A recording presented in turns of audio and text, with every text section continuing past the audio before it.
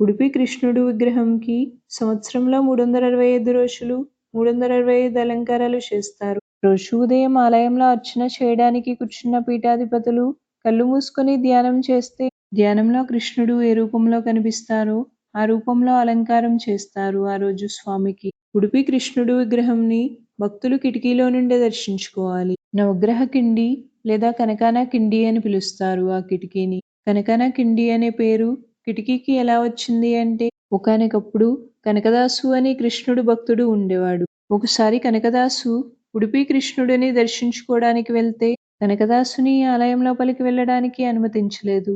కనకదాసు అప్పుడు ఆలయం వెనక నిలబడి కృష్ణుడు గురించి పాటలు పాడుతూ ఉండగా భక్తుడు భక్తికి మెచ్చిన కృష్ణుడు విగ్రహాన్ని వెనక్కి తిప్పి గోడకి రంధ్రం ఏర్పరిచి రంధ్రం ద్వారా కనకదాసు తనను చూసేలా చేశారు.